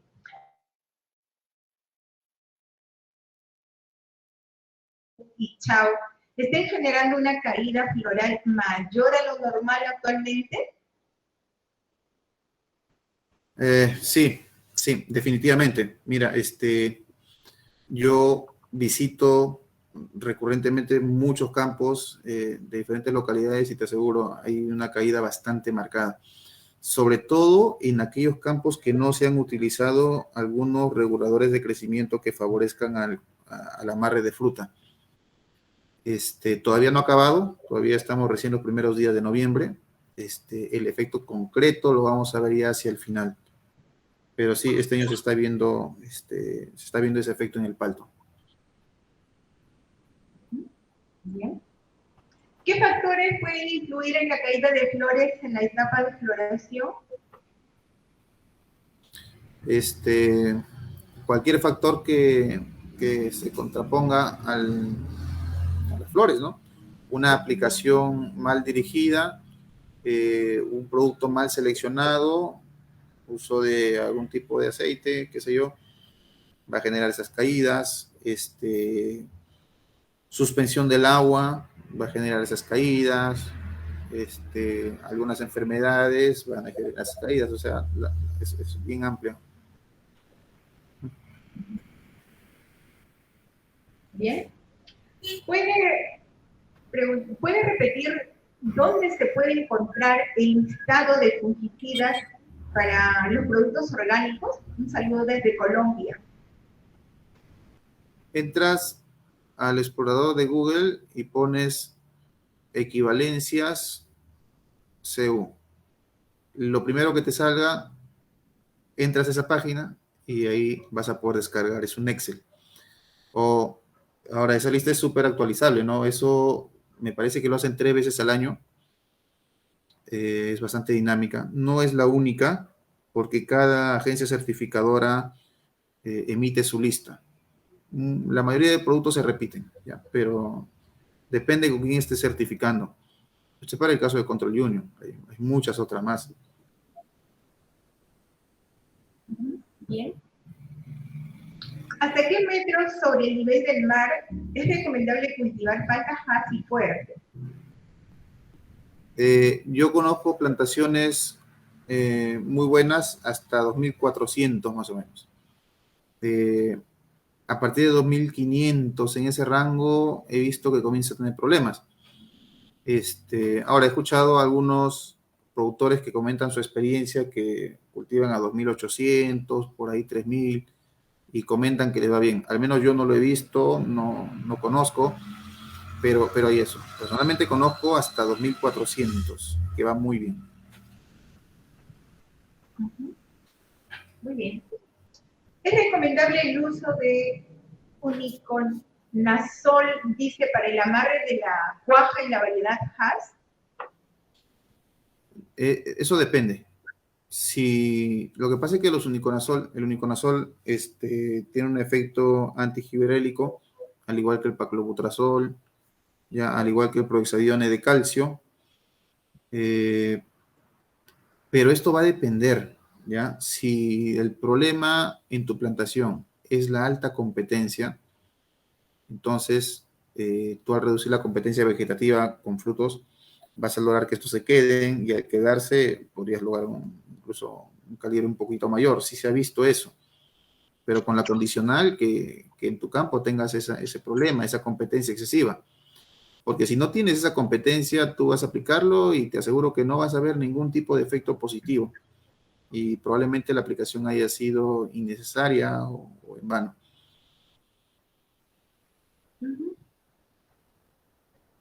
¿A qué se debe que no florea mi planta de panto? ¿Qué le puede estar sucediendo? Realmente no estoy seguro. Ahí me faltaría mucha más información. Porque primero te preguntaría la edad, si está injertado o no, a qué altura, o sea, tu localidad de producción, a cuántos metros sobre el nivel del mar se encuentra. Tendría que ver el régimen hídrico, no lo sé. Ahí tendría que hacerte muchas preguntas para poder saber. Bien, gracias.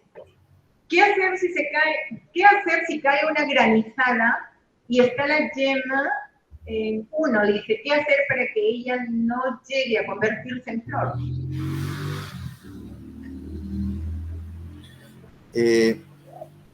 En el conocimiento andino está que cuando comienza la granizada tienes que reventar cohetes, ¿no? Esa es la única opción, porque si cae el granizo, naturalmente va a generar cierto daño al cultivo, ¿no? Eso es, no podemos hacer mucho ahí. Entonces, consíguete unos buenos cuetecillos y reviéntalos, pues, mándalos al cielo y te va a ayudar. Pregunta. Para los ácaros, ¿qué recomiendan? Ya hay varios frutos con manchas negras. A ver, para los ácaros hay que hacer un control integrado y esto no se resume a un solo producto. Lo que pasa es que el tema de ácaros es bastante dinámico. Cuando tenemos campos que aplican constantemente el mismo o los mismos productos, encontramos resistencia fácilmente y tenemos que romper ese ciclo. Lo primero es, yo le diría a esa persona, revisa cuál es tu historial de acaricidas utilizados, no por nombre comercial, sino por molécula, ¿ya? Lo que aparece en la etiqueta en la parte inferior. Selecciona productos de moléculas completamente diferentes, ¿ya? A veces funciona traerse de otro lado porque se suele repetir, ¿no? Las tiendas suelen vender los productos que más consumen en determinadas localidades. Si tú le pides una molécula diferente, de repente no la van a tener en tu localidad, vas a tener que traerla de otro lado. El hecho es que tengas que rotar el producto. Ahora, para casos muy fuertes, como el que comentas, que esté dañando el fruto, y es bastante grave. Primero, básico, iríamos con dos productos separados al menos 5 días, la primera de la segunda aplicación, moléculas diferentes, ¿ya? A la que hayas usado y a la de la primera aplicación. Vamos a suponer que tú siempre uses, no sé, Acarstin, perdón, un Ciexatin. Entonces tú lo puedes rotar con un propargite y luego le pones un espirodiclofen. Entonces ya lo estarías rotando. El segundo acaricida que aplicaría 5 días después del primero, preferentemente que sea de un largo periodo residual para que por varias semanas continúe controlando. Porque en campo los acaricidas que eches no necesariamente te van a controlar huevos, y los huevos salen en promedio a los 5 días, en promedio, más o menos, dependiendo del tema de clima. Si hace mucho calor, a veces se acorta; si hace frío, se alarga; a veces puede eclosionar un huevo a los 8, 10 días, ¿no? Entonces, por eso es importante que el segundo acaricida que utilices sea de un largo periodo residual. Bien, ingeniero Gutiérrez, ¿cómo recuperar el sistema radicular? ¿Con qué producto o qué producto me ayudaría? A ver, el sistema radicular no se resume a un solo producto o productos. Lo primero que tienes que hacer es el tema agronómico, y preguntarte a ti mismo qué ha pasado, por qué es que tus raíces han llegado a ese estado. Probablemente no haya un riego apropiado, o estés encharcándolo mucho, o el dren, ¿no? O sea, la evacuación del agua de tu campo no se esté dando apropiadamente. Generalmente pasa en campos que se riegan por gravedad. Tú fácilmente lo encuentras en las salidas, ¿no? No en las tomas de agua, sino en los desagües, que le llaman, ¿no? Porque a veces no hay una buena nivelación, o tu desagüe que salga de tu campo y se pase a otro, no está bien nivelado, por lo que genera mucho encharcamiento, y esas son las plantas que tienen las raíces completamente podridas. Entonces, lo primero es el tema cultural, manejo cultural. Hay que resolver esa limitante. Luego de ahí recién vamos a los productos, ¿ya? Puedes usar fosfitos, puedes usar cobres, ¿ya? Los fosetilos funcionan bastante bien. Bueno, va a ser parte de un manejo, pero más o menos enfócalo por ahí, por favor. Bien. Estamos hoy con la participación del ingeniero Miguel Ángel Gutiérrez Rodríguez, magíster en producción agrícola de la Universidad Nacional Agraria de La Molina y jefe de operaciones en nuestra organización CEDIR. El tema del webinar hoy: floración y cuajado de frutos en palto. Pregunta, ingeniero Gutiérrez, ¿cuáles son las temperaturas máximas para la floración y cuajado de frutos? Ya, para la floración, o sea, en general, al palto le gusta entre 18 a 24. Por ahí puede llegar hasta 26 a 28. Más allá de eso, ya te comienza a generar cierto estrés, algunos problemas, en general. Bien. Hay plantas de paltas que producen bien. ¿Cómo se podría identificar si son variedades de patrones o polinizantes? ¿Quién es la entidad competente de identificar la especie? A ver, no tenemos una entidad competente que pueda determinar una especie, pero hay algunos biólogos autorizados para poder, bueno, licenciados tienen que tener cierta autorización para poder decirte exactamente qué especie es, ¿ya? Ahora, el hecho de decidir cuál es polinizante y cuáles no, eso lo vas a decidir tú. Porque te pongo un ejemplo. Vamos a suponer que tú quieres producir paltajas, pones pura paltajas, y tu polinizante sería, por ejemplo, una palta fuerte. Ponemos algunas plantas fuertes dentro de tu jas. El fuerte es polinizante y el jas es tu cultivo. Pero vamos a lo inverso. Vamos a suponer que tú quieres producir principalmente palta fuerte. Tu plantación es básicamente de palta fuerte, pero decides poner algunas plantas jas para que sean tu polinizante. Entonces, fuerte se convierte en tu cultivo y lajas en tus plantas polinizantes, ¿no? Entonces eso ahí lo decides tú. ¿Qué importancia tiene la aplicación de ácido giberélico respecto al rendimiento de palta Hass y palta fuerte? Sí, esa pregunta ya la habían mencionado hace un momento. Sí, la Sí, tengo en el WhatsApp. Bien, la gracias. Vamos repetida. con otra entonces. ¿Cuántas veces por campaña podemos utilizar los reguladores de crecimiento, como en el caso del Presol, Uniconazol, para mejorar el cuajado de frutos? Y de acuerdo a su experiencia, ¿cómo recomienda usted la aplicación foliarmente o vía sistema de riego? Los reguladores de crecimiento se usan básicamente foliar. Cuando tú lo usas al suelo, o sea, si tú quieres considerar como regulador de crecimiento al uniconazol, o al paclobutazol, qué sé yo, estos son altamente residuales en el suelo. ¿Ya? Te pueden durar tranquilamente un año. Ahora, como dije, el uso de estos está restringido a una condición que puedas encontrar en campo. Sin embargo, a los clásicos, a las clásicas hormonas o reguladores de crecimiento, eso mucho va a depender de tu plan de manejo de cultivo, pero generalmente se hacen 2 o máximo 3 aplicaciones por campaña, máximo, ¿ya? Pero generalmente entre 1 a 2, en la mayoría de los casos. Bien, pregunta por acá. ¿El carbenzadín se puede usar en plena floración? ¿El qué, disculpa? Carbenzadín. El ¿Se puede usar en carbendazim. plena? El carbendazim. Explica más, ya. Ya, ¿Se puede bueno, usar en plena floración? si tienes otras opciones, bien, ¿ah? A veces ese fruto es un poquito fuerte. ¿Ya? Depende de qué patógeno tenga. Opciones hay bastantes, ¿ah? No, o sea, no hay que solo funcione eso, no hay muchas opciones ahí. Preferentemente busca otro. Ingeniero Gutiérrez, ¿un oleato de cobre sería malo aplicar en floración? Sulfato de cobre. Acá dice un oleato. ¿Cuál, disculpa? El número, la palabra que precede al cobre, ¿cómo lo mencionó el...?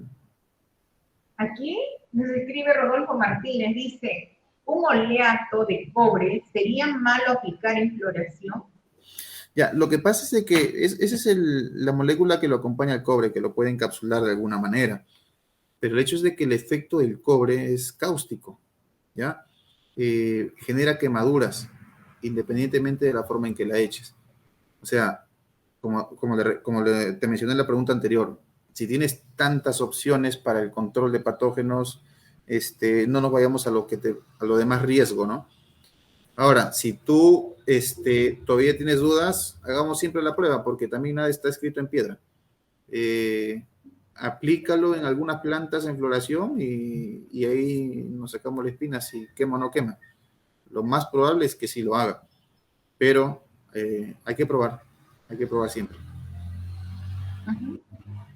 Otra de las preguntas, aplicación de calcio boro en floración, la frecuencia, ¿puede ser cada 10 días o por lo menos 3 aplicaciones? Cada 10 días es mucho, ¿ya? Mejor, si me dices 3 aplicaciones durante todo el periodo de floración, ya estamos bien. 3 a 4 normalmente se hace, 3 a 4. Entonces, más o menos separados de 21 días, calendario, entre 21 a 30 días. Saludamos también a la gente de Yurimagua, Sucayali, que a esta hora también se conectan con nosotros, participando del webinar Floración y Cuajado de Frutos en Pasto. Pregunta, ingeniero Gutiérrez, ¿con qué productos se controla el TRIPS en plena floración?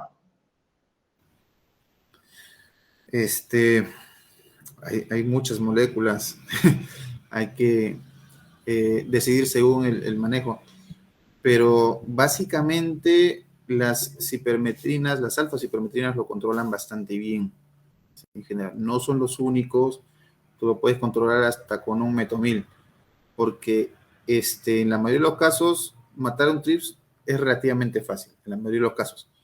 Ahora, hay localidades, principalmente en zonas de valles interandinos y sierra, donde no es tan sencillo, ¿no? Entonces, ahí incluso hay campos donde se aplican hasta semanal para el control de trips. Lo principal, hay que rotar la molécula y acompañarlo de un buen adherente, preferentemente uno siliconado. Eso también te va a marcar una notoria diferencia. Bien, ingeniero.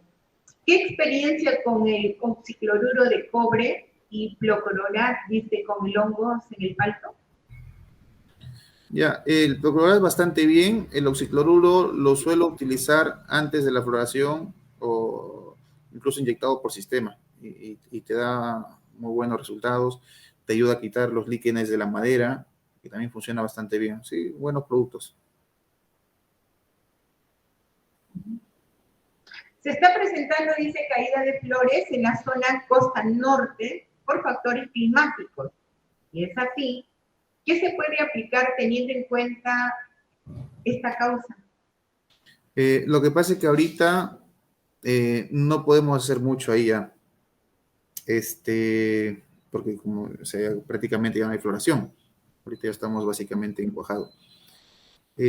Ahora, esa condición climática, me parece que ya ha sido superada. Ha sido en el pico de floración donde ha ocurrido eso. ¿De acuerdo? Y ahora hacer cambios o algunas estrategias que puedan mejorar un requerimiento climático de la planta no funciona tan sencillo. Una vez conocí a un colega que él maneja mangos y, por ejemplo, tenía el problema que estaba en producción en un fenómeno del Niño, donde la temperatura es bastante alta. Entonces agarró y dijo, bueno, si quiero frío, voy a aplicar agua helada, ¿no? Me parece que los resultados a los cuales llegó no fueron tan concluyentes, ¿no? Pero a veces cuando es clima, lo que más te conviene es hacer todas las estrategias y aplicaciones que te permitan lograr una mayor cantidad de frutos cuajados, porque de eso depende todo, ¿ya? Hay mayor, o sea, va a haber caída, es cierto, pero la probabilidad que queden más frutos va a ser mayor. Bien, ingeniero. ¿En qué momento es adecuado realizar la primera poda, ya que está en la etapa del segundo ensayo del fruto? Saludos desde Guatemala. La primera poda, bueno, en Perú, en la mayoría de casos se realiza solo una poda, que es la poda de producción, y se hace después de la cosecha. En muchos lugares hacemos más de una poda, es cierto, ¿ya? Entonces la primera sería esta poda de producción que lo hacemos después de cosecha. La otra lo haríamos en verano. Aquí también le llaman poda de verano, ya que es más o menos entre enero, febrero, por ahí. Es una poda de entresaque para abrir un poquito más la planta y controlar el crecimiento vegetativo. ¿Qué fungicida recomienda usted en prefloración y floración de palto en el manejo no orgánico? Recomendar fungicidas específicos a veces, mira, si todavía estás incluso poco antes de prefloración, podrías arrancar con un cobre, inicio, ¿ya? Y luego comenzar a rotar. Puede hacer 3 o 4 aplicaciones alternando fungicidas preventivos con fungicidas curativos. ¿Ya? Yo creo que ahí te va a ir bien. La elección también depende de qué problema más tienes en tu campo. Muy bien. ¿Cómo se puede controlar la caída de frutos de palto cuajado, dice? La caída de frutos es la consecuencia de todos los trabajos, aplicaciones y manejo que tú le das al cultivo. Entonces, si tú quieres que la caída sea menor, hay que trabajar desde mucho antes. Incluso hay unas estrategias que te funcionan recién de un año para otro. Por ejemplo, bastante claro tú lo ves en un tema nutricional. A veces todo lo nutricional que le das o los estimulantes que le das no lo ves reflejado necesariamente ese mismo rato, ese mismo año, sino todavía recién el siguiente. Entonces es un manejo constante de todo para poder controlar esa caída. Bien. Queremos agradecer a todos los amigos que están participando con nosotros, quienes nos acompañan en cada desarrollo de webinar, aquellos que están participando con sus preguntas a través de la plataforma, a través del WhatsApp, y también comentarles, amigos, que nos estamos escuchando en tiempo real a través de Radio Cedil. Nuestro icono de radio está dentro de la página web. Si ustedes ingresan a www.cedil.org.pe, nos vamos a escuchar en tiempo real. Disfruten de la programación de Radio Cedil, una programación totalmente distinta a las demás, con temas agrícolas, entrevistas, informes y mucho más. Los invitamos a escucharnos las 24 horas del día. Y ahora mismo estamos en transmisión directa con el desarrollo de este webinar, floración y cuajado de frutos en palto. Ingeniero Gutiérrez, ¿me escucha? Sí, perfecto. Sí. Vamos con otra pregunta por acá, dice, ¿el musgo en los árboles hay que retirarlos o se pueden dejar? Mira, hay lugares donde crece un simple líquen que puede ser verde, puede ser negro, a veces se pone un poco amarillo, dependiendo. Y hay otros lugares donde crece un musgo, crece hierba, crecen algunas estructuras vegetativas que ni siquiera las entiendo muy bien. Pero lo mejor es sacarlas porque muchas veces estas plantas lo que hacen es eliminar de alguna manera las yemas que pueden estar dentro de esas ramas, dentro de ese tronco. Ahora, ¿por qué sería importante? Porque en algún momento tú vas a tener que hacer una poda fuerte, de repente cuando tu palta crezca mucho, o cuando quieres eliminar algún brazo, o quieres sencillamente renovar la planta. Y cuando lo hagas vas a necesitar que esas yemas estén latentes para poder brotar. Si tú lo dejas así a crecer, puede ser que estas mueran anticipadamente. Muy bien. Y bueno, hay muchas preguntas, ingeniero Gutiérrez, supongo que también hay muchas inquietudes. ¿Un correo o un número de celular donde puedan contactarse directamente con usted? Claro, directamente con la oficina de CEDIR. Ahí tenemos los números para poder programar una visita o, bueno, capacitación, asesoría, lo que necesiten. Ya, entonces ya lo saben, amigos, si ustedes desean una asesoría, consultar alguna inquietud, una visita de campo, que por cierto las visitas son gratuitas, pueden enviarme un mensaje a través del WhatsApp 944-956716, o también pueden escribirnos al siguiente correo, pradio@cedir.org.pe. Ingeniero Gutiérrez, muchas gracias por habernos acompañado en el desarrollo de este webinar sobre floración y cuajado de frutos en palta. Finalmente, sus palabras de despedida o algo más que ustedes agregar. Bien, no, muchas gracias por permanecer conectados hasta este momento. La agricultura es sumamente dinámica, versátil, sumamente actualizable y nada está escrito en piedra, así que ante la duda también prueben en su localidad cómo les va. Y si le va bien, adelante. Bien, muchas gracias entonces. A ustedes, amigos, también muchas gracias por acompañarnos y ya saben que estar atentos siempre a nuestras próximas convocatorias. A nombre de CEDIR, nuestro agradecimiento, a nombre de nuestro director ejecutivo, muchísimas gracias.